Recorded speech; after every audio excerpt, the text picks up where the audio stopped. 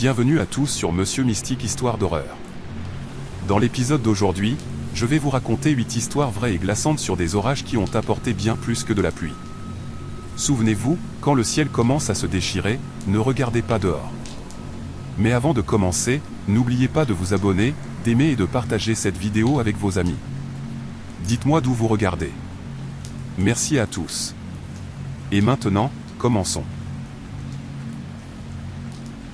Histoire 1. Je m'appelle Corin. Le courant a été coupé en pleine nuit alors que j'étais de garde au centre d'écoute téléphonique pour personnes en crise. Nous étions une équipe réduite, moi à l'accueil avec mon casque, et Will, le superviseur de nuit, dans le bureau du fond. Il était censé faire l'inventaire et les rapports de fin de shift. En réalité, il regardait un vieux film d'action, le son baissé, la porte presque fermée. Ça ne me dérangeait pas. Après 18 heures, on ne parlait presque plus. Le téléphone fonctionnait toujours, car il était relié à un système électrique séparé, câblé en dur. C'est l'une des rares choses qu'on nous avait martelé pendant la formation, peu importe ce qui arrive, les appels continuent d'arriver. J'avais mes notes sur les genoux, le casque sur une oreille, et une petite lampe torche accrochée à mon col, projetant juste assez de lumière pour que mon écriture soit lisible. Mon stylo glissait à cause de l'humidité. La nuit avait été calme, ce qui n'était pas toujours bon signe dans notre métier, mais j'appréciais le silence. Vers 21h20, la ligne a clignoté, un appel unique a traversé l'écran. J'ai cliqué et me suis installé. Le script d'ouverture m'est venu automatiquement, ligne d'écoute en crise. Ici Corin. Comment puis-je vous aider ce soir? Aucune réponse. Juste un souffle de bruit. Au début, j'ai cru que c'était le délai habituel, une mauvaise connexion, le vent en fond sonore, peut-être même un appel accidentel. Puis je l'ai entendu clairement, une respiration. Pas forte, pas paniquée, mais très proche du récepteur, contrôlée, superficielle. J'ai attendu une seconde, puis j'ai dit « Allô, vous êtes là ?» Un garçon a répondu. Pas d'introduction, pas d'émotion, juste une voix plate, comme s'il était déjà en plein milieu d'une pensée. Je ne sais pas où je suis. C'est comme ça qu'il a commencé. Ce n'était pas brouillon, ni effrayé. Sa voix était claire, calme, mais avec une étrange raideur, comme s'il lisait un texte appris par cœur, comme si quelqu'un lui avait dit quoi dire et qu'il essayait de se souvenir des mots. Je lui ai demandé son nom. Je posais toujours cette question tôt, même si la plupart des enfants ne le donnaient pas. Ils m'ont dit que c'était mardi, a-t-il répondu à la place. Mais je ne sais pas. Je ne crois pas être dans la maison Anymore. Ça a attiré mon attention. Je me suis redressé, assis plus droit sur ma chaise. Toujours aucune émotion dans sa voix.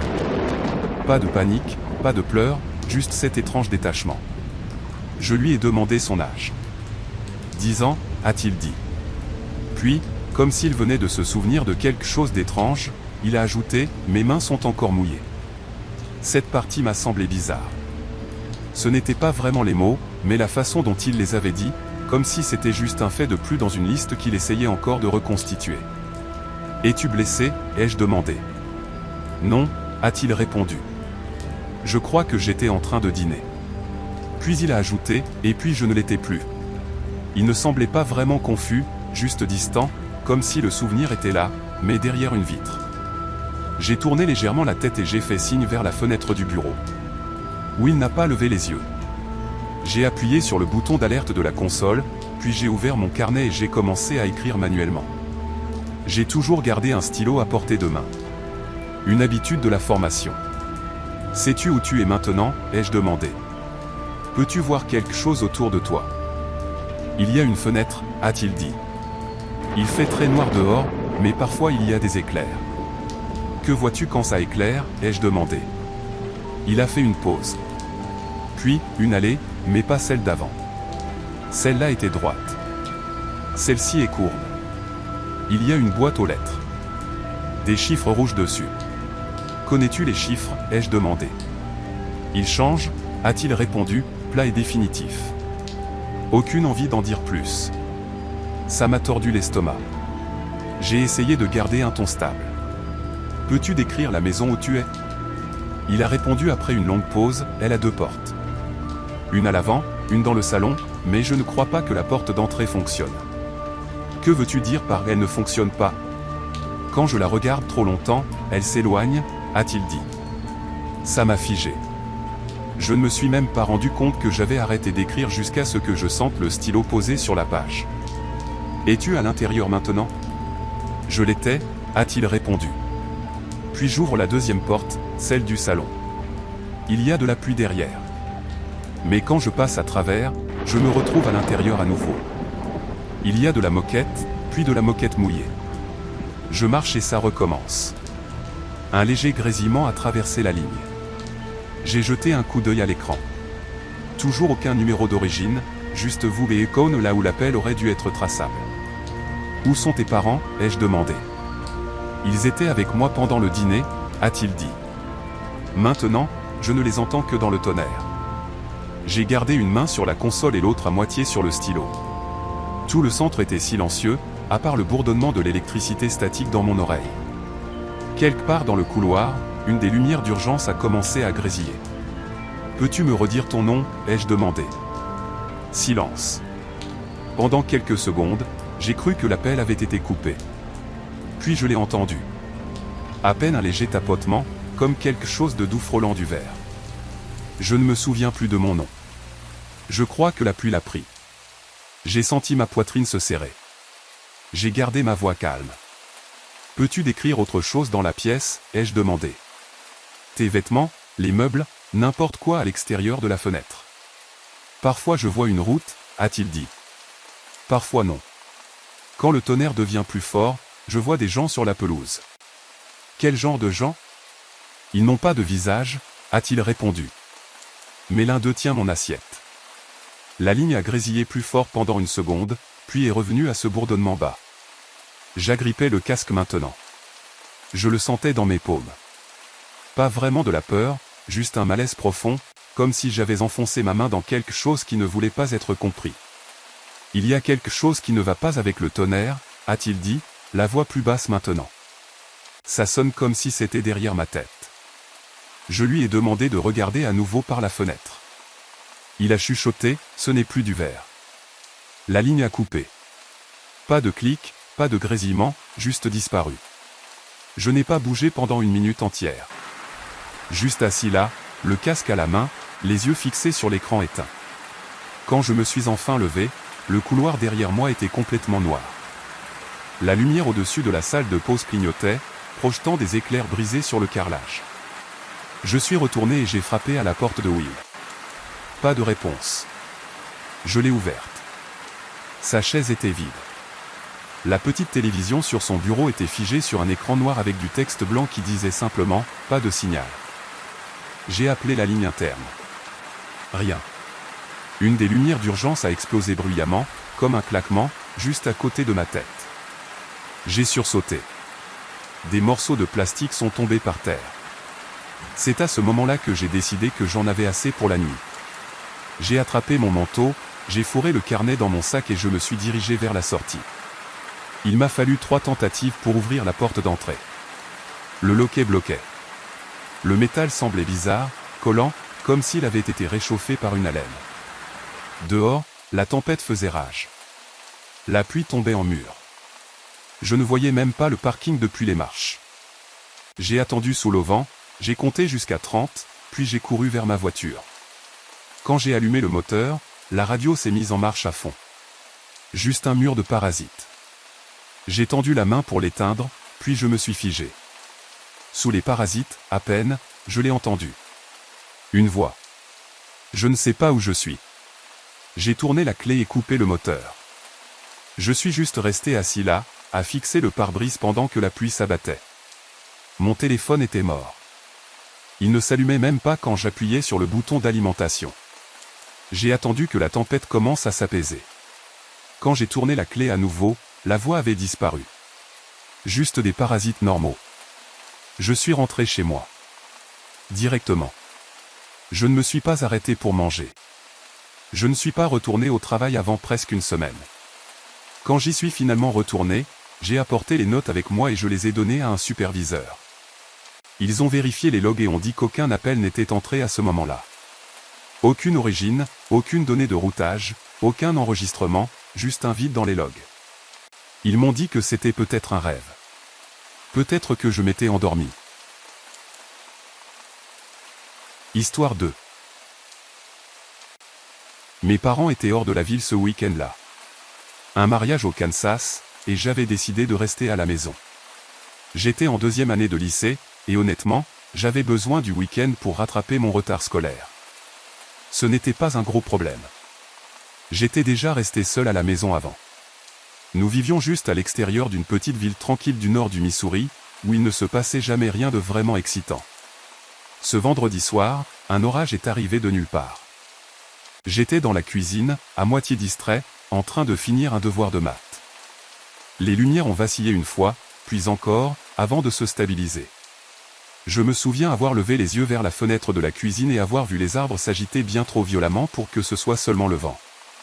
Je suis monté à l'étage un peu après 22 heures. À ce moment-là, l'orage battait son plein. La pluie frappait les fenêtres, le tonnerre grondait si près que ça faisait trembler les planchers. Normalement, les orages ne m'impressionnent pas, mais celui-là avait quelque chose d'étrange. Pas bruyant, exactement, juste décalé. J'ai vérifié les portes avant et arrière avant de monter.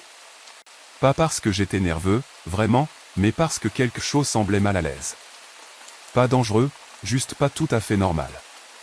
Vers 22h30, j'étais dans mon lit en train de regarder un documentaire low budget sur mon ordinateur portable. Le volume était bas, les sous-titres activés. Puis j'ai entendu quelque chose venir de l'étage inférieur. Ce n'était pas le tonnerre. C'était rapide, juste un seul coup, net, bien trop précis pour être le vent. J'ai mis la vidéo en pause, j'ai écouté. Rien. La maison faisait des bruits. Elle était vieille. Les planches craquaient tout le temps. Je me suis dit que c'était ça et j'ai repris mon visionnage. À 23h20, le courant a été coupé complètement. Tout s'est éteint d'un coup. Même l'orage semblait s'être tu pendant une seconde, comme si quelqu'un avait mis le monde extérieur en pause. J'ai tâtonné pour trouver mon téléphone et j'ai allumé la lampe torche. Toujours pas de panique. C'était agaçant, c'est sûr, mais nous perdions le courant quelques fois par an. J'avais déjà fait le rituel des bougies et des piles. Je me suis glissé en bas des escaliers, en essayant de ne pas rater une marche et de me tordre la cheville dans le noir. La lumière du téléphone n'était pas géniale, mais suffisante pour me déplacer. J'ai attrapé la lampe torche de secours dans le tiroir de la cuisine et j'ai vérifié le panneau de fusible dans la buanderie. Rien n'avait sauté. Tous les interrupteurs semblaient normaux.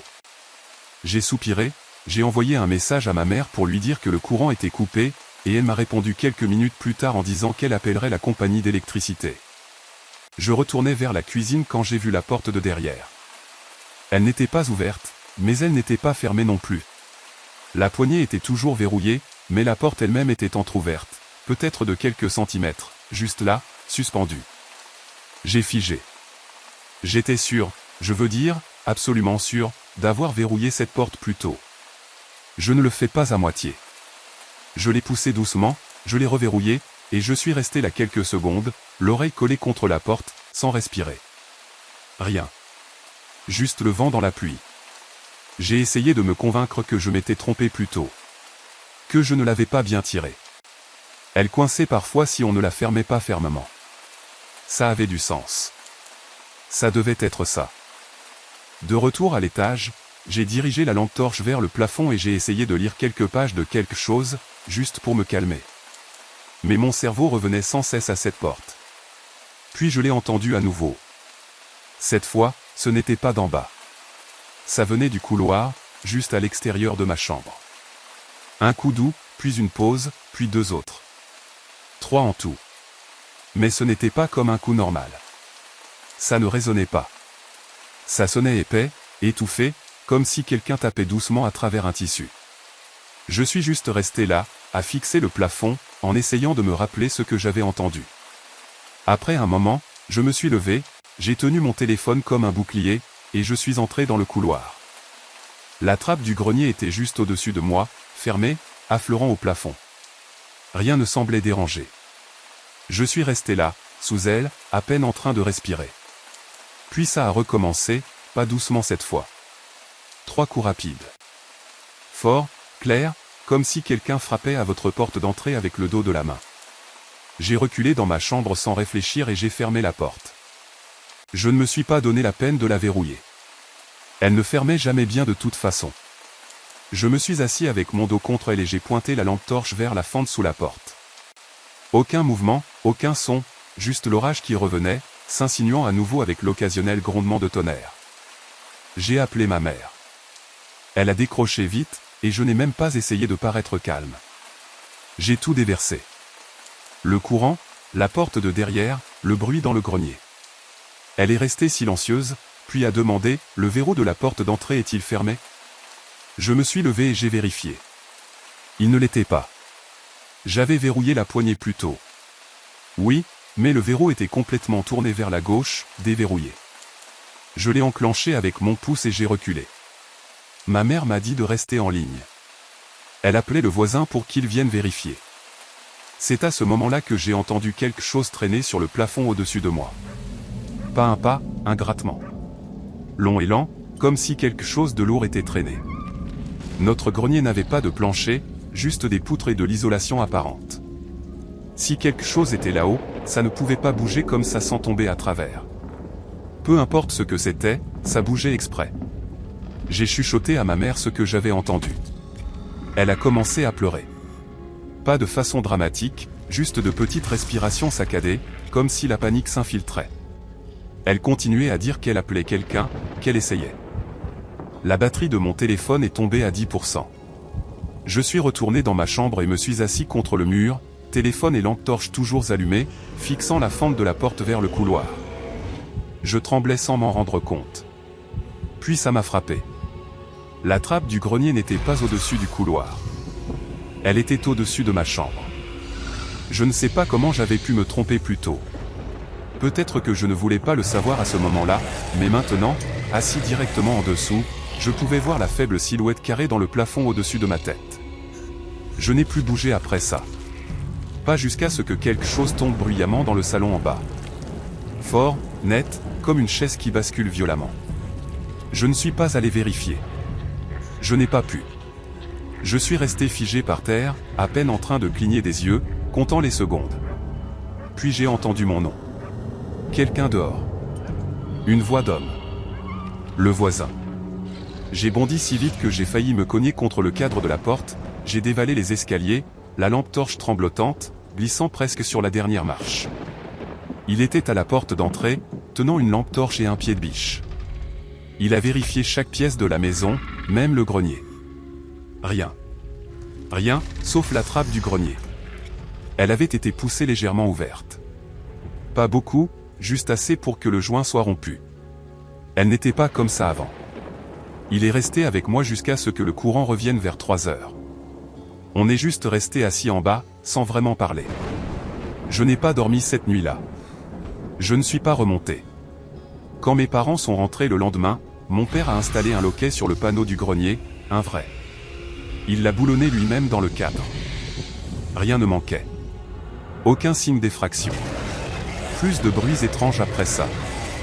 Mais je ne dors plus jamais avec les lumières complètement éteintes quand il y a un orage. Et je ne suis plus jamais resté seul à la maison depuis. Peu importe l'âge que j'ai. Histoire 3. Mon quart de travail au centre de distribution Fulbright a commencé à 17 h, comme d'habitude. À 18 h, le tonnerre avait déjà secoué les portes arrière du quai 2 fois. Nous étions encore en sous-effectif ce soir-là, et je me suis retrouvé coincé seul dans la zone D. Cette aile de l'entrepôt était plus ancienne, presque inutilisée, sauf quand nous étions submergés de commandes. L'orage s'est aggravé vers 19 h, pas seulement plus bruyant ou plus violent. Les lumières au plafond de la zone D ont vacillé, puis se sont estompées dans cette brume à moitié éclairée où tout semble flou. Mon scanner perdait sans cesse le Wi-Fi. Il émettait ce bip agaçant avec un clignotement rouge toutes les quelques minutes, comme s'il luttait pour respirer. Je pouvais encore entendre le bourdonnement des machines dans la zone C, mais la zone D semblait avoir disparu de la carte. Silencieuse. Immobile. Pas paisible. Juste morte.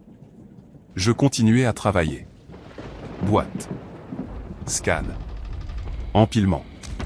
Répéter. Répéter. Puis l'interphone s'est allumé. Juste un bref grésillement de parasites. Nous n'utilisions l'interphone que pour deux choses, les urgences ou pour appeler les chauffeurs au quai. Ce n'était ni l'un ni l'autre. Ça ressemblait à quelqu'un qui appuie sur le bouton de communication sans rien dire. Le genre de son qui vous fait lever les yeux, même si vous ne savez pas pourquoi.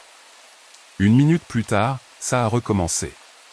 Puis une troisième fois, plus loin dans la zone, ce troisième son était plus faible, comme s'il venait du côté de la rampe de chargement. Je me suis écarté d'une pile de palettes et je suis resté immobile, à écouter. Rien. Pas de voix, pas de chariots élévateurs, juste la pluie qui martelait le toit. J'ai attendu encore 10 secondes, puis je suis retourné à ma palette. Une lumière au-dessus de moi a grésillé et s'est éteinte. Puis celle d'un accent grave côté.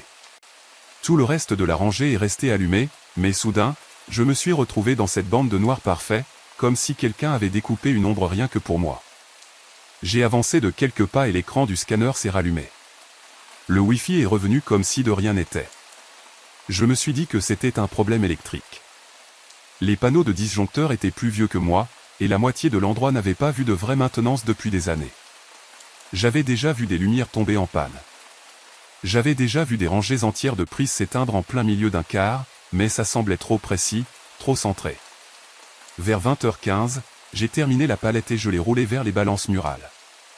Au bout de cette allée, caché derrière des étagères grillagées, il y a un petit bureau, avec des fenêtres sur deux côtés et une porte de travers qui racle le sol. C'était autrefois le poste du responsable de site quand la zone défonctionnait à plein régime. Maintenant, ce n'était plus qu'un espace abandonné. Les panneaux du plafond s'affaissaient. Un mur portait ses auréoles brunes qui s'élargissaient chaque mois. Il y avait de la poussière sur le bureau et une chaise en plastique à laquelle il manquait une roue. D'habitude, je l'ignorais, mais cette nuit-là, en passant devant, j'ai vu quelqu'un à l'intérieur. Une silhouette de taille normale, debout dans le coin le plus éloigné, face au mur. Je me suis arrêté net. Je n'ai pas bougé. Je n'ai même pas cligné des yeux pendant une seconde. Cette personne ne faisait rien. Juste debout, les bras le long du corps, la tête légèrement inclinée vers le bas. Je ne distinguais ni les vêtements ni les traits, juste la forme, immobile comme une pierre. J'ai reculé d'un pas, j'ai cligné des yeux et j'ai regardé à nouveau. Le bureau était vide. Totalement vide. Je suis resté là un moment, à me demander si je l'avais imaginé. Mon cœur n'avait pas accéléré, exactement, mais quelque chose en moi avait déjà changé. J'ai marché jusqu'à la porte et je l'ai ouverte d'une main, lentement et sans bruit. L'air à l'intérieur était plus froid, pas frais. Immobile, comme si la ventilation n'atteignait plus cet endroit, comme si cet espace n'appartenait plus au reste du bâtiment. J'ai vérifié derrière la porte, sous le bureau, dans le placard bizarre du coin arrière. Rien. Aucun signe de présence. Personne. Pas d'empreinte dans la poussière. Je me suis dit que ce devait être un reflet. Probablement le mien. La vitre était sale. Peut-être qu'elle avait capté la lumière du plafond. Bizarre. J'avais bougé vite, je n'avais probablement pas vraiment fait attention. Je me suis retourné pour partir. C'est à ce moment-là que l'interphone a grésillé à nouveau, plus fort cette fois. Une longue rafale, soudaine, assez aiguë pour me faire sursauter. Je suis sorti dans l'allée. La palette que je venais d'empiler était exactement là où je l'avais laissée. J'ai fait un pas en avant. Puis quelque chose est tombé derrière moi. Pas bruyant, juste un léger cliquetis. Je me suis retourné vite. La porte du bureau était fermée. Je ne l'avais pas touchée. Je l'avais laissée ouverte. J'en étais sûr. Elle ne restait même pas fermée toute seule. Il fallait la tirer au-delà du cadre pour qu'elle reste close. Je suis retourné vers le bureau. Cette fois, je ne suis pas entré. J'ai poussé la porte avec le bord de mon scanner. Le bureau avait l'air identique à avant, mais maintenant, sur la vitre intérieure, tracée dans la poussière avec de longues lignes inégales, il y avait 5 lettres, par, en français, par. Écrites de l'intérieur, face à moi, avec un doigt, irrégulière, trop haute pour être l'œuvre d'un enfant, trop bâclée pour être de la peinture. Juste un mot clair, comme si quelqu'un l'avait pressé rapidement avant de reculer. J'ai reculé sans détourner les yeux et j'ai appelé Decker à la radio. Pas de réponse. J'ai réessayé. Toujours rien. Je me suis retourné et j'ai marché vite, peut-être trop vite, vers l'allée centrale, en passant devant les chariots élévateurs, devant la rangée d'étagères qui penchait toujours un peu trop vers la droite. Tout était silencieux. Pas de travailleurs, pas de voix, juste le bourdonnement des machines dans la zone C, comme si rien n'allait mal. J'ai traversé jusqu'à la salle de pause, vide. Pas de sacs sur les tables, pas de micro-ondes en marche, pas de sandwich à moitié mangé abandonné. Ça ne ressemblait pas à une pause. Ça ressemblait à une disparition soudaine de tout le monde. J'ai appelé une fois, fort. Rien n'a répondu. À 20h32 précisément, toutes les lumières de la zone D se sont éteintes. Pas vacillées, juste éteintes. Noir total. Puis l'interphone s'est rallumé. Et cette fois, il y avait une voix. Pas claire. Pas des mots complets. Juste un chuchotement. Proche, étiré. Ça aurait pu être un nom, ça aurait pu n'être rien. Le genre de son que vous ne voulez pas entendre seul. Le genre qui serre votre poitrine avant même que votre cerveau ne comprenne. Je me suis figé. Juste resté là, mon scanner mort à la main, mes oreilles essayant de donner un sens à ce que j'avais entendu. Je n'ai pas attendu pour l'entendre à nouveau. J'ai couru. Je n'ai pas pris mon sac. Je n'ai pas pointé. Je suis monté dans ma voiture avec des chaussures mouillées et mes gants qui dépassaient encore de ma poche arrière. Je suis rentré chez moi en silence. Je n'ai même pas allumé les lumières en entrant. Je me suis juste assis dans la cuisine pendant longtemps, mon téléphone posé face contre table. Vers minuit, Decker m'a appelé. Il a dit que la panne avait duré exactement 26 minutes. Le groupe électrogène s'est enclenché à 20h58. Il voulait savoir pourquoi j'étais parti sans un mot. Je lui ai dit que j'avais été enfermé dans la zone D. Il est resté silencieux une seconde, puis a dit « C'est bizarre ». Ces portes coulissantes du quai étaient bloquées ouvertes depuis une semaine. Elles ne ferment pas à clé. Je n'avais rien à dire après ça. Il m'a demandé si j'allais bien. J'ai dit que j'avais besoin de quelques jours. Il a dit d'accord. Je ne suis pas retourné. Histoire 4. À l'époque, je travaillais dans un entrepôt juste à l'extérieur de Ravenhill. À peine une ville, plutôt une étendue de bâtiments industriels coincés entre des autoroutes. Nous traitions les retours et les produits périmés du commerce de détail. Principalement de l'électronique, des téléphones qui ne chargeaient plus, des écouteurs cassés, des tablettes qui s'éteignaient si on les regardait de travers. Mon travail consistait à scanner et trier tout ça. Ouvrir une boîte, vérifier les dégâts, coller un code barre, la jeter dans la bonne poubelle. Je le faisais depuis presque 2 ans. Ce n'était pas passionnant, mais ça payait correctement, et le travail était prévisible. Le bâtiment lui-même était une longue boîte en acier, située loin de la route. À l'intérieur, ça sentait toujours légèrement le brûlé. Pas de la fumée, plutôt du plastique fondu et quelque chose d'électrique. Vous connaissez cette odeur âcre quand un moteur surchauffe? Tout le temps. La moitié des lumières au plafond étaient grillées ou clignotaient, et celles qui fonctionnaient donnaient à tout une teinte blafarde, mais personne ne se plaignait. Nous n'étions pas là pour profiter de l'ambiance. Je travaillais généralement dans la zone C, une rangée de postes le long de l'allée centrale. C'était plus calme là-bas. Moins de monde passait. On pouvait garder la tête baissée et juste faire son quart. Ce jour-là a commencé normalement. Début mai, vers 14h. Je m'en souviens clairement parce que mon scanner ramait et je vérifiais l'heure en espérant l'heure de la pause. Puis une alerte météo a retenti dans le système de haut-parleurs de l'entrepôt. Un orage arrivait. Les orages n'étaient pas rares à cette époque de l'année. Ravenhill se trouve dans une zone plate qui attrape tout. Mais celui-ci est arrivé bizarrement. Le ciel est passé de dégagé à noir d'encre en quelques minutes. Un moment, il faisait assez clair pour voir les ombres sur le sol, et l'instant d'après, on aurait dit que le soleil avait été éteint. J'étais en train de scanner un moniteur fissuré quand le courant a surchargé. Il ne s'est pas éteint complètement au début, juste assez pour faire planter mon scanner. L'écran a bugué, a émis un bourdonnement et s'est éteint. Redémarrer ces trucs prenait une éternité. Je suis resté là à attendre, tapant mes gants sur la table métallique quand le tonnerre a claqué si fort qu'il a fait trembler les panneaux du plafond. Ce n'était pas un grondement. C'était net, comme quelque chose qui se fend en deux. Quelques personnes dans l'allée ont hurlé. Puis tout s'est éteint complètement. Les lumières de secours se sont allumées environ 10 secondes plus tard. Ces projecteurs orange terne qui donnaient l'impression que l'endroit était encore plus mort. Quand elles sont restées allumées plus de quelques secondes, ça voulait dire que le réseau avait lâché. Je n'y ai pas trop pensé au début. Nous avions déjà eu des pannes de courant. D'habitude, la direction attendait 20 minutes avant d'envoyer tout le monde chez soi, mais après le retour des lumières, tout est devenu silencieux. Plus de ventilateurs, plus de tapis roulants, plus de chariots élévateurs qui reculent ou de gens qui crient, juste le son de la pluie qui s'écrasait sur le toit. C'était assez fort pour vibrer à travers le sol. On le sentait dans sa poitrine. J'ai levé les yeux et regardé autour de moi. L'allée principale était vide. Toutes les lumières des postes étaient rouges, ce qui signifiait activité en pause. Personne ne bougeait. Même les discussions habituelles avaient disparu. Je me suis dit que quelqu'un viendrait nous dire de plier bagages. Alors je me suis avancé de derrière ma table dans le couloir principal. C'est là que j'ai vu quelqu'un debout à l'autre bout, près de la zone G. Tout au fond, après les rangées et les piles.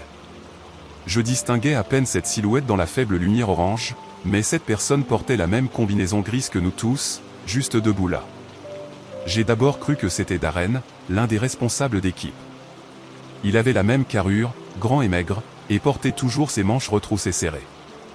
Mais quelque chose dans sa posture m'a fait ralentir. Ses bras étaient collés à ses côtés, raides comme des planches. Pas de courbure, pas d'affaissement, juste rigide.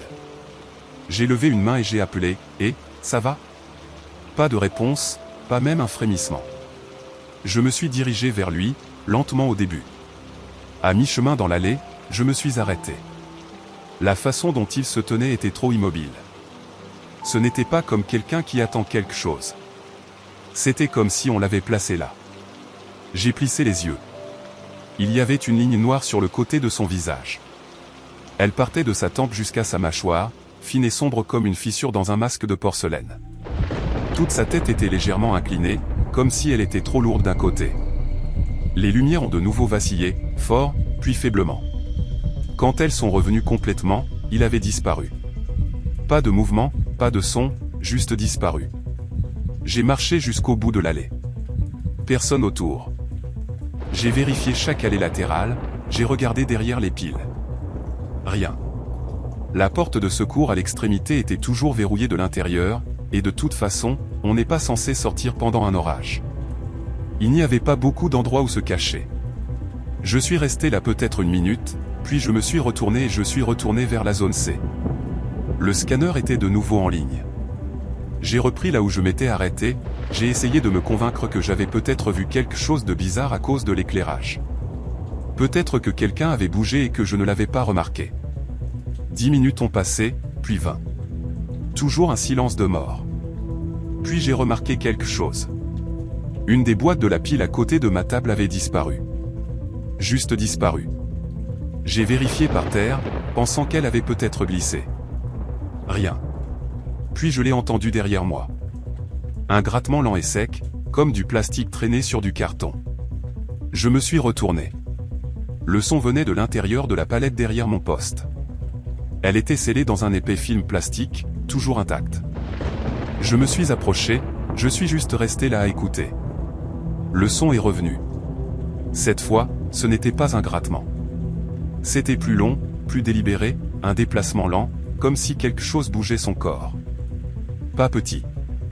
Pas un rat ou un raton laveur. Quelque chose de lourd. J'ai soulevé un coin du film, juste assez pour voir à l'intérieur. Il y avait un étroit espace entre deux imprimantes cassées, et dans cet espace, quelque chose bougeait. Pas vite, pas en courant, juste en se repositionnant, comme si ça avait des coudes, des épaules. J'ai lâché le plastique et j'ai reculé lentement. Toujours personne à proximité. J'ai appelé à nouveau, plus fort cette fois. Pas de réponse. J'ai sorti mon téléphone pour appeler le bureau. Pas de réseau, pas même une barre. Le genre de zone morte où même les appels Wi-Fi ne marchent pas. Puis le courant a de nouveau surchargé. Sauf que cette fois, les lumières ne se sont pas rallumées. Pas de secours, pas de lueur, juste le noir. Je n'ai pas pu bouger. Pas tout de suite. Mon cerveau s'est juste bloqué. J'ai allumé la lampe torche de mon téléphone et j'ai commencé à marcher vite, presque à courir vers les portes du quai. Le protocole d'urgence dit de se diriger vers la salle de pause et d'attendre, mais j'ai dit merde à ça. Je voulais juste sortir. Je suis passé devant la zone F. Tous les postes étaient abandonnés. Mais un des moniteurs sur une table était allumé, brillant faiblement, bleu, sans son. Il diffusait une vidéo. À en juger par l'apparence, c'était un flux de sécurité. Granuleux, en noir et blanc. Les images montraient un homme marchant dans un couloir. Le même couloir où j'étais.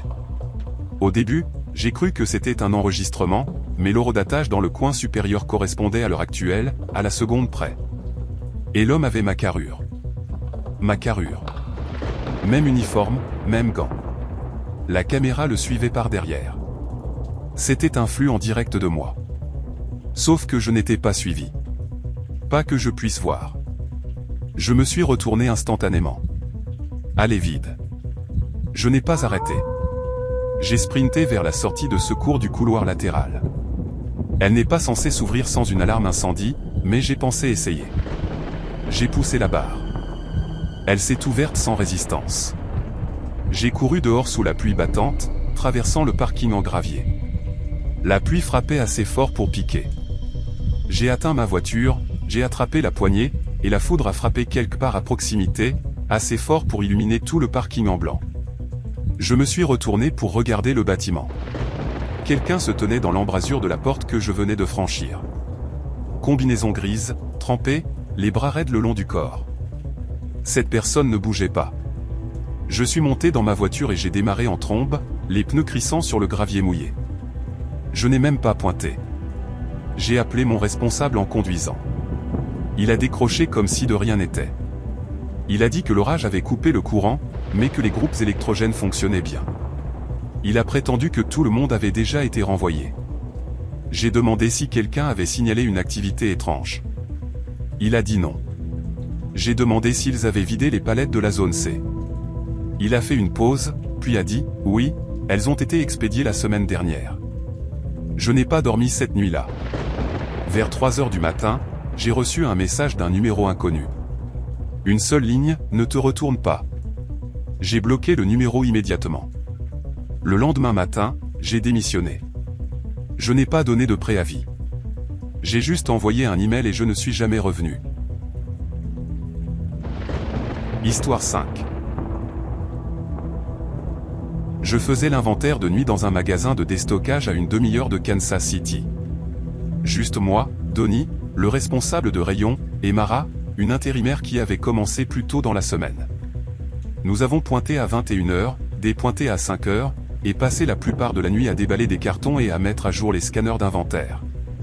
Cette nuit-là a commencé comme les autres, sauf qu'un orage arrivait. Au moment où j'étais dans l'arrière-boutique en train de scanner de la vaisselle, le vent secouait les portes latérales et les fenêtres de la réserve tremblaient vraiment. Les lumières ont vacillé une fois, puis plus fort, et se sont finalement éteintes complètement. Ce n'était pas inhabituel. Notre bâtiment perdait le courant toutes les quelques semaines quand il pleuvait assez fort. D'habitude, ça durait 1 minute ou 2, mais cette fois, ça a duré plus longtemps. Quand les lumières de secours se sont enfin allumées, tout a pris cette teinte orange terne, comme si nous étions à l'intérieur d'une bouteille d'ambre géante. Donnie a crié de l'avant que les caisses s'étaient réinitialisées et avaient besoin d'être recalibrées. Mara était dans l'allée 9 en train de trier des mangeoires à oiseaux. Il m'a dit de vérifier le panneau de fusible dans le bureau du responsable, même si je ne l'avais jamais fait avant. Je me souviens avoir pensé, d'accord, peu importe, du moment que je n'ai pas à me faufiler sous une autre palette. Le couloir menant au bureau était plus sombre que d'habitude. Une des lumières de secours là-bas ne fonctionnait pas, alors j'ai utilisé la lampe torche de mon téléphone. Le faisceau a éclairé les étagères métalliques et les cartons à moitié ouverts pendant que je marchais, et j'entendais l'orage frapper le toit au-dessus de ma tête. À mi-chemin dans le couloir, j'ai entendu quelque chose. Ce n'était pas des pas, exactement, plutôt quelque chose de traîné, lent et irrégulier, comme un morceau de tissu lourd tiré sur le sol. J'ai arrêté de marcher, j'ai écouté à nouveau. Le son s'est aussi arrêté. Je me suis dit que c'était le bâtiment qui s'installait, ou peut-être le vent qui poussait quelque chose contre la porte. Quand je suis arrivé au bureau du responsable, la porte était entr'ouverte. C'était bizarre. Donnie la gardait toujours verrouillée, même quand il était à l'intérieur. J'ai appelé son nom. Pas de réponse. J'ai poussé la porte avec mon épaule, et la première chose que j'ai remarquée, c'était l'odeur, un peu moisie, humide. La pièce était vide. J'allais partir quand j'ai regardé par terre et me suis figé. Il y avait des empreintes de pas mouillées sur le sol. Pas des traces de bottes comme les nôtres, des pieds nus, petits, comme ceux d'un enfant. Elles entraient par la porte de derrière et s'arrêtaient net au milieu de la pièce. Pas de traces de retour. Pas de gouttes au-delà de ce point. Juste des marques humides qui se terminaient sur du carrelage sec et propre. Je me souviens avoir chuchoté « mais qu'est-ce que ?» à voix haute avant de reculer et de fermer la porte. Je suis allé directement voir Donnie et je lui ai dit. Il a juste ri, a dit que l'orage me rendait nerveux, et m'a dit de finir de scanner ma section. Je n'ai pas discuté, mais j'ai continué à regarder par-dessus mon épaule pendant le reste du quart. Environ 20 minutes plus tard, Mara est venue me voir près de l'allée des articles saisonniers. Elle avait l'air pâle et m'a demandé si j'avais entendu quelqu'un frapper à la porte de réception. J'ai dit non. Elle a dit que c'était arrivé 2 fois. 3 coups, pause, 2 coups, pause, 1 coup. Elle a même tapé le rythme avec ses doigts, comme une petite mélodie. Je lui ai dit que c'était probablement le tonnerre qui résonnait sur le métal, mais elle n'avait pas l'air convaincue. L'orage s'est aggravé. Vers 1h30, le vent hurlait assez fort pour faire vibrer la porte de derrière. Donnie était toujours en train de bidouiller les caisses et Mara emballait de vieilles guirlandes de jardin. Je suis allé à la salle de pause pour grignoter quelque chose, juste pour avoir une minute de calme. J'avais à peine mordu dans une barre protéinée quand les lumières ont de nouveau vacillé. Puis la moitié du magasin s'est illuminée, littéralement la moitié. La section arrière, y compris la salle de pause et le couloir de stockage, était à nouveau d'un blanc éclatant, mais tout au-delà de l'allée des articles électroniques est resté dans cette lueur orange d'urgence.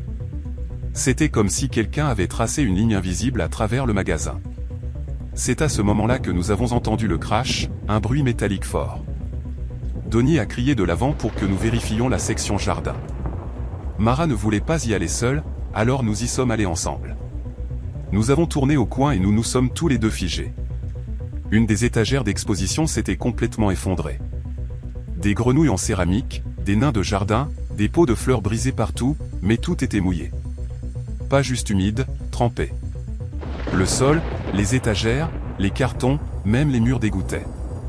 Nous avons levé les yeux, nous attendant à voir une fuite au plafond. Rien. Pas de tuyaux, pas d'arroseur, juste des dalles de plafond solides et sèches. Les flaques n'avaient aucun sens. L'eau avait l'air fraîche, trop claire, pas sale ni rouillée. Donnie est revenu et a fixé le désordre. Il n'a même rien dit pendant un moment. Puis il a marmonné quelque chose à propos du toit et m'a dit d'aller chercher une serpillière. J'ai commencé à le faire, mais c'est alors que j'ai remarqué quelque chose à moitié caché sous l'étagère la plus basse. Une petite botte de pluie bleue.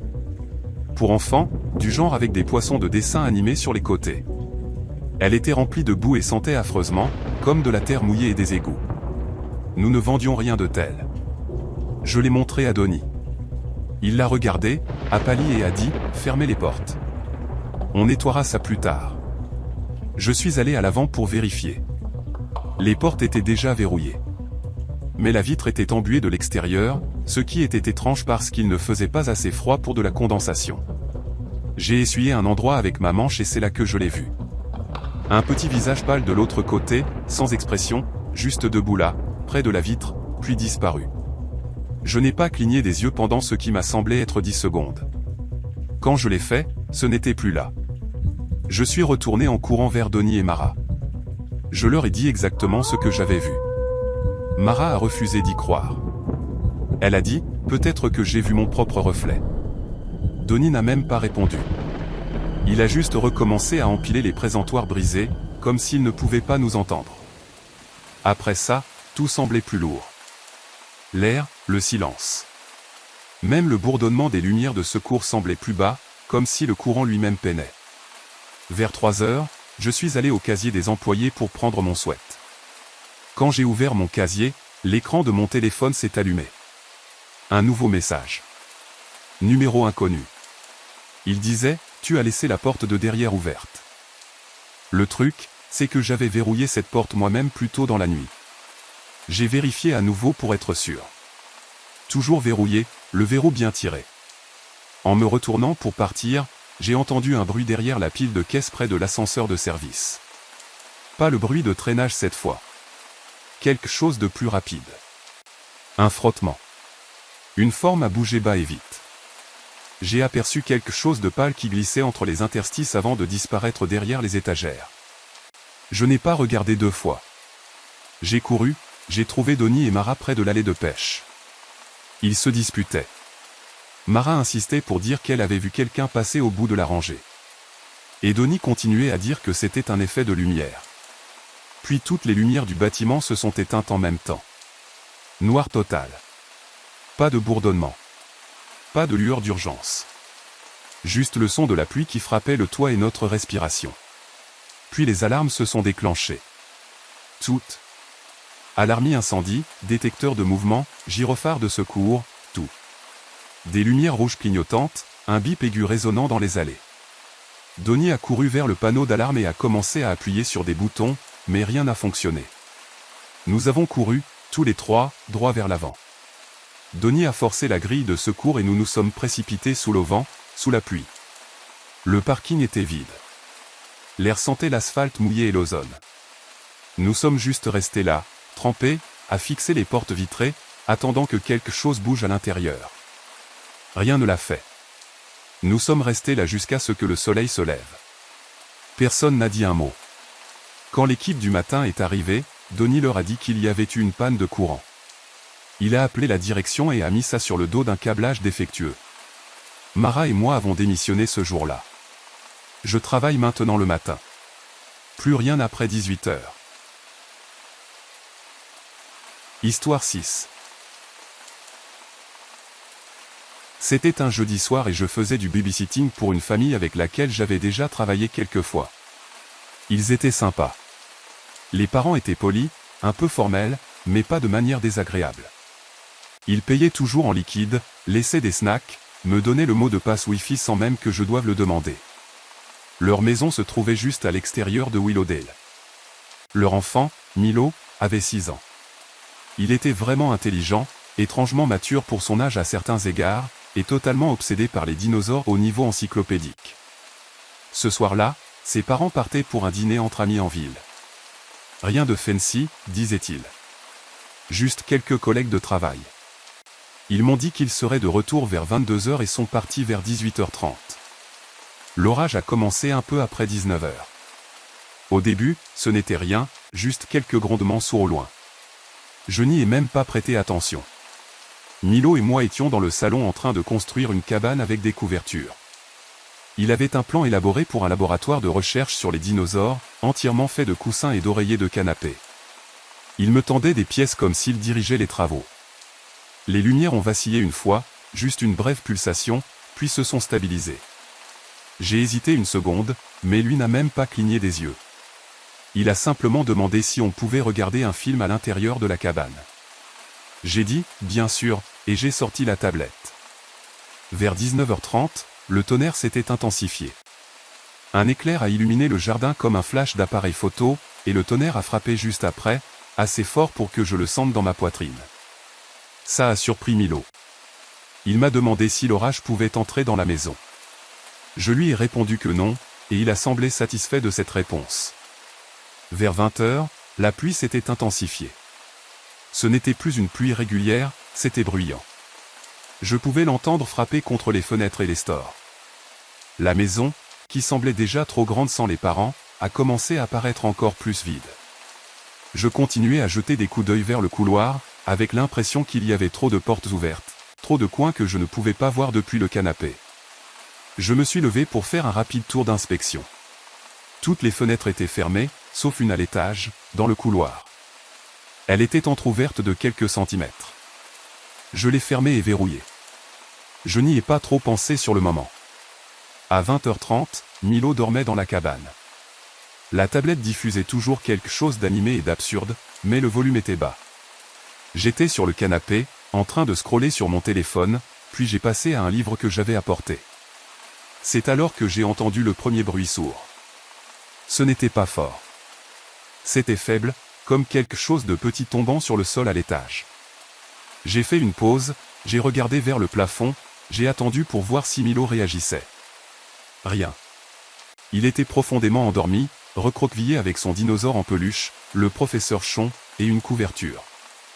J'ai essayé de me dire que c'était probablement quelque chose dans l'armoire de la salle de bain qui avait bougé, ou le vent qui avait fait tomber un objet d'une étagère. Je suis resté assis une minute à me demander si je devais aller vérifier. Puis je me suis levé, surtout pour me sentir en contrôle de la situation.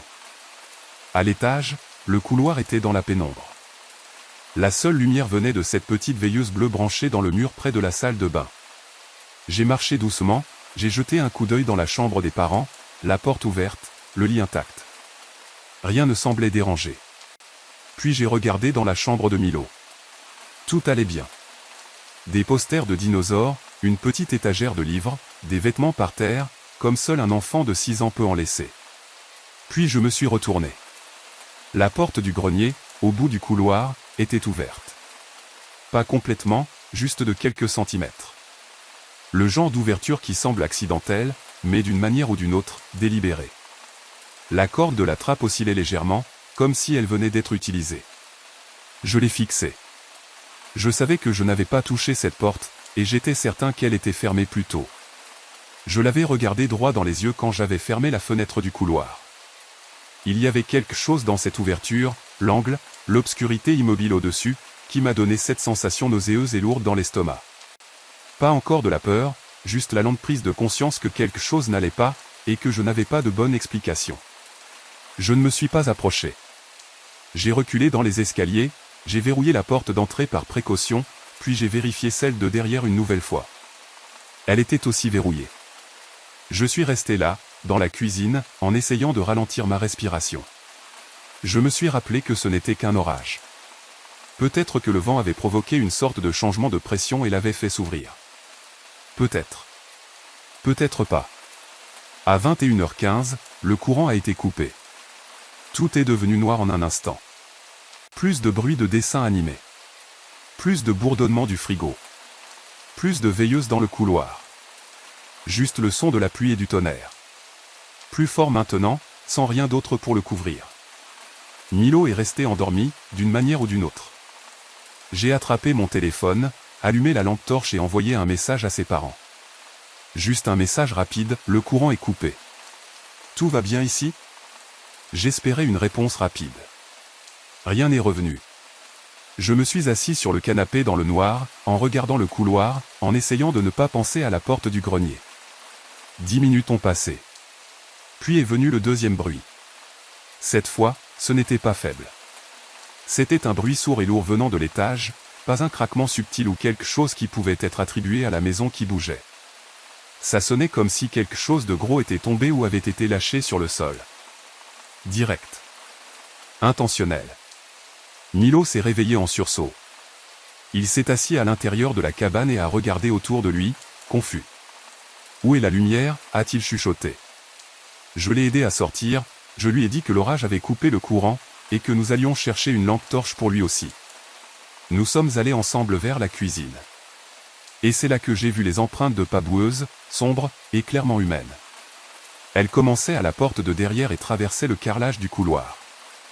Pas beaucoup, juste 3 ou 4, mais assez pour voir qu'elles étaient fraîches. Encore mouillées, encore brillantes. Mon estomac s'est retourné. Milo avait dormi dans la cabane. Je n'étais pas allé près de la porte de derrière, et j'aurais entendu si elle s'était ouverte. Ces empreintes n'avaient aucun sens. J'ai pris le plus grand couteau du tiroir de la cuisine et j'ai gardé Milo près de moi. J'ai envoyé un autre message aux parents, les doigts tremblants. Toujours pas de réponse. Pas de barre de réseau non plus. L'orage hurlait toujours dehors, comme s'il n'avait aucune intention de faiblir. Puis quelqu'un a frappé à la porte d'entrée. 3 coulants et espacés. J'ai figé, je n'ai pas bougé, je n'ai même pas respiré. Milo s'est accroché à ma jambe. La personne a frappé à nouveau. Même rythme, même poids derrière. Pas de voix, pas de sonnette, juste 3 coups dans le silence. J'ai éteint la lampe torche de mon téléphone, j'ai chuchoté à Milo que nous allions être très, très silencieux maintenant. Nous avons reculé dans le placard à provisions. C'était la seule pièce sans fenêtre. J'ai fermé la porte derrière nous lentement, avec précaution, en essayant de ne faire aucun bruit. Nous sommes restés là dans le noir total. Le seul bruit était notre respiration et l'orage dehors. J'ai gardé une main sur l'épaule de Milo, l'autre autour du manche du couteau. Mon cœur semblait essayer de briser mes côtes de l'intérieur. Quelques minutes ont passé. Puis un autre bruit est venu de l'étage. Un long grattement lent, comme si quelque chose de lourd était traîné sur le sol. Pas vite, pas frénétique. Régulier. Délibéré. Puis un craquement métallique. Cette vieille échelle de grenier qu'on tirait complètement vers le bas. Milo a chuchoté, « Il y a quelqu'un là-haut » J'ai doucement serré son épaule et lui ai dit de ne pas parler, de ne pas bouger. Nous sommes restés là, dans ce placard, pendant ce qui a semblé des heures. Je n'ai pas entendu quelqu'un descendre les escaliers. Pas de pas au rez-de-chaussée, juste plus de traînage au-dessus de nous, puis rien. Silence. À 22h15, le courant est revenu, comme ça. Les lumières ont clignoté, les appareils ont bipé, et la lumière du couloir s'est rallumée. J'ai attendu une minute avant d'ouvrir la porte du placard. Tout avait l'air comme avant, comme si rien ne s'était passé, comme si la maison s'était réinitialisée. Milo a chuchoté, « C'est parti ?» Je ne savais pas quoi dire. À 22h30, la porte d'entrée s'est ouverte. Ses parents sont entrés, secouant leur parapluie et riant de la météo. Ils ont levé les yeux et m'ont vu debout dans la cuisine avec Milo, et se sont immédiatement excusés de ne pas avoir répondu. Ils ont dit qu'ils étaient dans les collines, sans réseau. Je ne leur ai pas tout raconté. J'ai juste dit que le courant était coupé et que j'avais entendu quelques bruits bizarres à l'étage. Ils n'ont pas semblé trop inquiets. Après qu'ils soient allés se coucher, je suis resté quelques minutes de plus. Je leur ai dit que j'attendais la fin de l'orage, puis je suis parti. Histoire 7. Ma voiture est tombée en panne au milieu du chemin du retour, juste après un passage à niveau que j'évite d'habitude. Je terminais une longue journée au tribunal, à classer des documents, à m'occuper des gens, à attendre des signatures, quand le ciel s'est assombri et que les premiers éclairs de tonnerre ont retenti. Vers 16h, il a commencé à pleuvoir. Léger au début, mais au moment où j'ai fermé mon ordinateur portable et suis parti, il pleuvait déjà à verse. J'ai tout essayé pour faire redémarrer la voiture.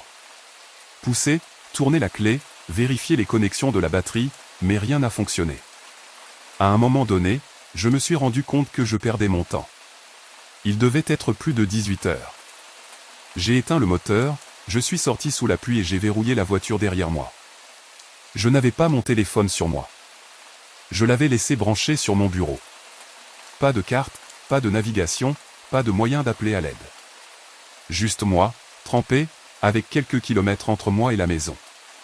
Le quartier que je devais traverser m'était en partie familier de nom, mais je ne l'avais jamais parcouru à pied. Et la nuit, sous la pluie, il perdait tous ses repères.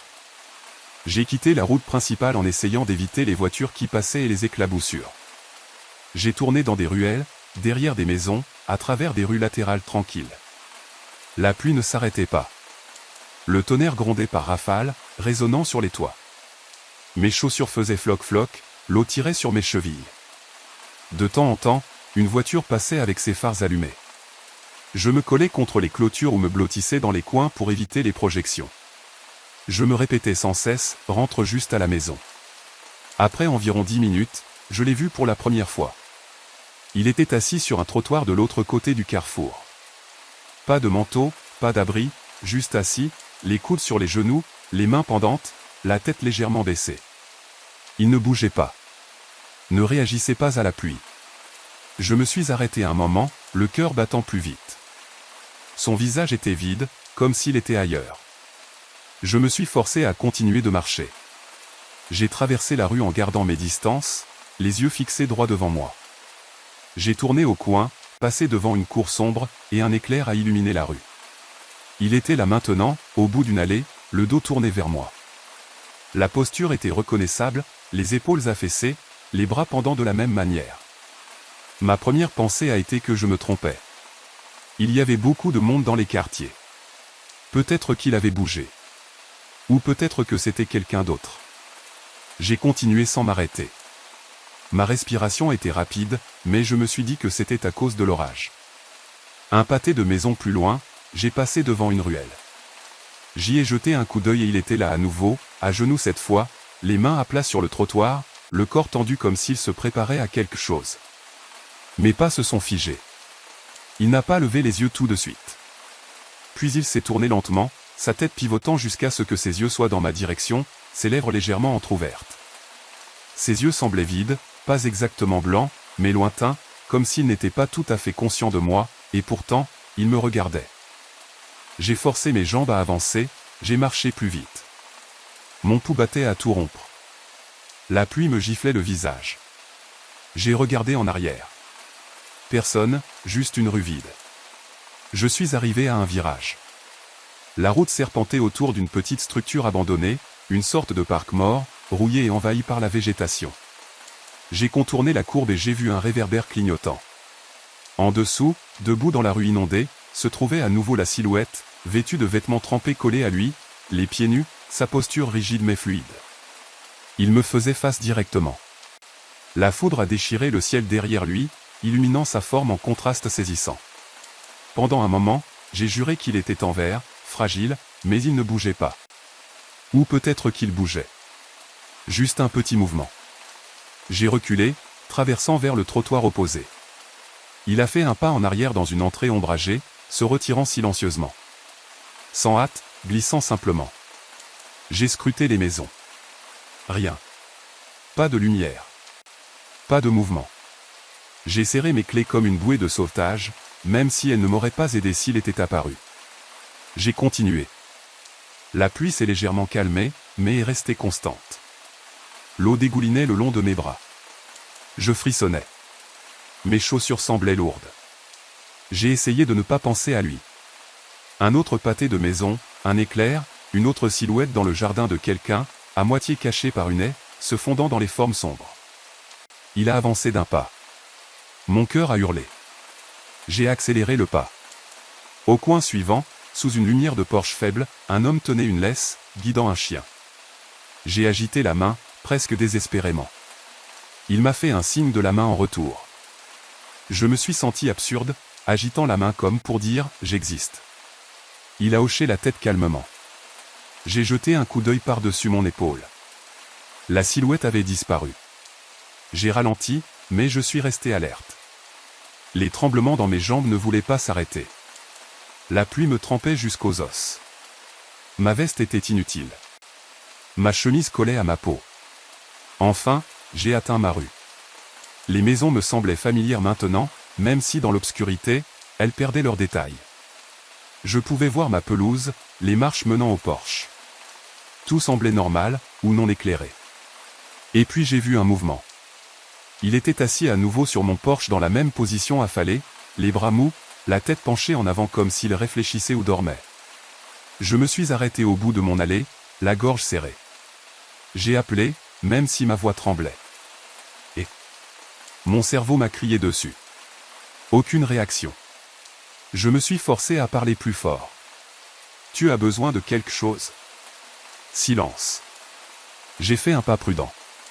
Il s'est levé. Ça a suffi. Je n'ai pas attendu plus.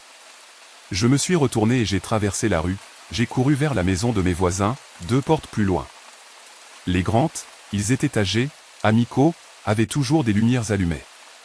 J'ai frappé à la porte, trempé, l'haleine saccadée. Quand Madame Grant a ouvert, je lui ai dit, « S'il vous plaît, laissez-moi entrer. » Il y avait quelqu'un sur mon porche. Elle m'a regardé dans le noir. Son mari est sorti avec elle. Je l'ai répété. Quelqu'un était là. Monsieur Grant a pris une lampe torche, m'a fait un signe de tête et a dit, « Reste ici. Je vais vérifier. » Il est sorti avec moi. Nous avons marché silencieusement vers ma maison. La rue était calme, sans vent. La pluie s'était adoucie en une bruine silencieuse. Mon porche était vide. Personne là. Minuit est passé. L'orage s'est éloigné. Plus tard, je suis retourné avec Monsieur Grant pour vérifier mon porche pas à pas, à travers le silence et les flaques. Rien. Pas d'empreinte de pas. Pas de contour trempé. Tous mes affaires étaient là où je les avais laissées. Je n'ai jamais revu cet homme, mais je n'ai plus jamais marché sous la pluie depuis. Histoire 8. Nous venions d'emménager dans ce vieux duplex dans un coin tranquille du sud de l'Illinois. Ma femme Harper était partie rendre visite à sa sœur à Dayton pour la semaine, ce qui me laissait seul avec notre chien bâtard, Cédar, pour déballer l'essentiel avant le week-end.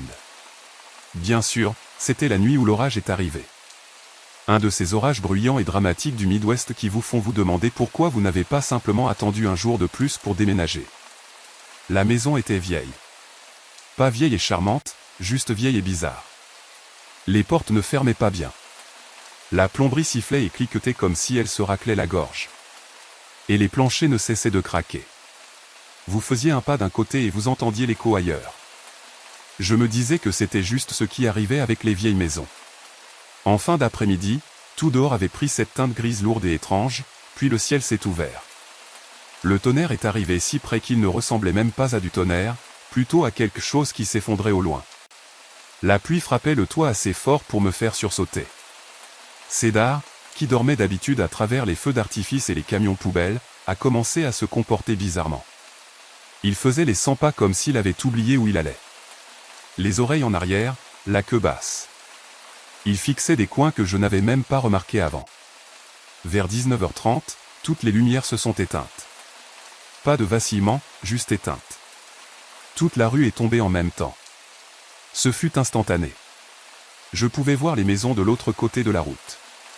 Silencieuses. Aucune lueur aux fenêtres, juste des silhouettes sombres sous la pluie. J'ai trouvé quelques bougies dans un carton de déménagement et allumé une petite lampe de camping. Les ombres sur les murs bougeaient d'une manière qui donnait l'impression que l'endroit nous observait. La seule autre personne dans le bâtiment était le gars à accent grave côté, Ray. Nous partagions un mur, mais nous n'avions échangé que 2 mots. Il avait l'air d'avoir la quarantaine bien entamée, peut-être la cinquantaine. Il portait toujours ses pantalons en toile tachée de peinture et de vieilles bottes, comme s'il venait de descendre d'un chantier de construction d'il y a 10 ans. Il avait dit qu'il était un ancien entrepreneur en technologie. C'est tout ce que j'avais réussi à lui tirer. Pour le reste, il gardait ses distances. J'étais dans le salon en dégageant un espace pour le routeur quand je l'ai entendu. 3 coulants et lourd à la porte d'entrée. Cédar s'est figé. Puis il m'a regardé comme si j'étais censé régler ce qui allait arriver. Je me suis approché et j'ai regardé par le Judas. C'était Ray. Il était juste là, debout. Pas de manteau de pluie, pas de parapluie, pas même un sweat à capuche. Sa chemise était trempée, collée à son corps, mais il ne semblait pas s'en soucier. Il a levé les yeux vers moi avec une expression étrange, comme quelqu'un qui n'avait pas dormi depuis trop longtemps. J'ai entrouvert la porte. « Ray, tout va bien ?» Il n'a pas répondu tout de suite. Puis il a dit, « Tu l'as entendu ?» Je l'ai fixé. « Entendu quoi ?» Il a secoué la tête très lentement, a levé la main comme s'il allait frapper à nouveau, puis s'est simplement retourné et est parti. Pas d'explication, pas même un regard en arrière. Je l'ai regardé disparaître sur le trottoir, puis j'ai verrouillé la porte et je suis resté là une seconde à essayer de comprendre. Cédar se tenait à côté de moi, ses griffes tapant sur le parquet. Il ne remuait pas la queue. Il attendait juste. Peut-être 10 minutes plus tard, j'ai entendu un grattement doux et prolongé sur le côté de la maison, comme des ongles ou des griffes traînées sur le revêtement. Juste un long frottement lent. J'ai pris ma lampe torche et me suis dirigé vers la porte de derrière. Je ne voyais pas grand-chose, juste les buissons envahissants habituels et la clôture délabrée. Mais puis j'ai remarqué quelque chose qui n'allait pas. Le treillis de la fenêtre de la buanderie était bombé vers l'extérieur, comme s'il avait été poussé de l'intérieur. Je suis resté là, ma lampe torche tremblant dans ma main, à fixer ça. Il n'y avait personne là-bas. Pas d'empreinte, pas de treillis déchiré, pas de vitre brisée. Mais cette courbure dans le métal, ce n'était pas normal. Je suis retourné à l'intérieur, j'ai tout verrouillé, même les portes que je savais déjà verrouiller. J'ai fermé les stores, tiré les rideaux, éteint toutes les lumières sauf la bougie sur la cheminée. Cédar s'est recroquevillé dans le coin le plus éloigné du salon et a refusé de bouger. Les heures ont passé lentement. L'orage ne s'est pas calmé. Au contraire, il s'est aggravé. Le tonnerre a fait trembler les murs. Le vent a poussé les branches contre les fenêtres assez fort pour que je vérifie 2 fois qu'elles ne se brisaient pas. Je me suis assis sur le canapé, mon téléphone à la main, actualisant le radar météo, vérifiant les messages, faisant n'importe quoi pour me sentir encore connecté au monde extérieur. Je dois m'être assoupi à un moment donné. Quand je me suis réveillé, il était 23h40. Pas une supposition. J'ai vérifié mon téléphone dès que j'ai ouvert les yeux. J'étais large à Wak en une seconde parce que j'avais entendu quelque chose. Des pas au-dessus de moi, sauf qu'il n'y a pas d'étage. Notre unité n'avait pas de deuxième étage, juste le grenier au-dessus du plafond. J'ai fixé le plafond et j'ai juré que je pouvais sentir le son, pas seulement l'entendre, comme un poids appuyant d'en haut. Cédar a grogné dessous le canapé, profondément et régulièrement. Le genre de grognement qui vous fait réfléchir à 2 fois avant de vérifier quoi que ce soit. J'ai traversé le couloir lentement, passant devant chaque porte. Rien ne semblait déranger. Je me suis arrêté sous la trappe du grenier et j'ai retenu mon souffle. Elle était scellée comme d'habitude, mais l'air semblait différent, comme si toute la maison avait basculé d'un degré sur le côté et ne s'était pas rattrapée. À minuit 15, quelqu'un a frappé à nouveau. Cette fois, c'était rapide, urgent, comme s'il était à court de temps. Mon cœur a fait un bond si fort que j'ai cru que j'allais m'évanouir. J'ai ouvert la porte, non pas parce que je le voulais, mais parce que quelque chose dans le rythme de ses coups m'a fait sentir que je devais le faire. C'était Ray à nouveau, trempé, frissonnant, les yeux dartant partout. Il s'est penché et a dit, presque en chuchotant, « Tu dois venir voir quelque chose. » Je n'ai pas bougé. Je l'ai juste fixé. « Non, » ai-je dit. « Je ne vais nulle part. » Il a posé une main sur le cadre de la porte. « C'est important. Tu dois venir maintenant. » J'ai fermé la porte. Puis j'ai verrouillé tous les verrous, j'ai glissé la chaîne et je me suis éloigné. Je suis resté dans le couloir, retenant mon souffle, attendant un autre coup, un autre crash, un autre mot. Au lieu de cela, quelque chose a frappé le côté de la maison avec force. Ça a fait trembler les cadres sur le mur, et Cédar a aboyé derrière moi. Ce n'était pas un crash. C'était comme si quelque chose avait projeté son corps contre le revêtement et voulait voir ce qui se passerait. Puis j'ai remarqué le papier par terre. Il avait été glissé sous la porte. Je l'ai ramassé soigneusement et l'ai tenu à la lumière de la bougie. C'était un de ces bons de maintenance génériques que le propriétaire laisse sur votre porte quand il passe. Quelqu'un avait griffonné dessus au crayon, d'une écriture tremblante, « C'est à ton tour maintenant. Fais-le discrètement. » Pas de nom. Rien d'autre. Je suis resté éveillé le reste de la nuit à attendre un autre coup, un autre crash, un autre mot. Rien n'est venu. Juste le vent et le tonnerre. La foudre illuminait les fenêtres comme des stroboscopes toutes les quelques secondes. Je m'attendais à voir quelqu'un debout dehors, mais personne n'est jamais apparu. Au matin, la pluie s'est calmée. La lumière est revenue. J'ai appelé la ligne non urgente et leur ai dit que je n'étais pas sûr de ce qu'il fallait signaler, mais que quelque chose de bizarre s'était passé. Ils ont dit qu'ils en avaient pris note. C'est tout. Je n'ai plus entendu parler de Ray ce jour-là ni le suivant. 3 jours ont passé. Puis j'ai vu 2 gars de la maintenance entrer dans son unité. Ils n'y sont restés qu'environ 20 minutes. J'ai vu l'un d'eux secouer la tête en sortant. Cet après-midi-là, la gérante de la propriété m'a appelé. Elle a dit que Ray avait résilié son bail, était parti au milieu de la nuit. Aucun signe de dommage ou de lutte, juste parti. Puis elle m'a demandé si je voulais louer sa moitié du duplex aussi, mais j'ai refusé.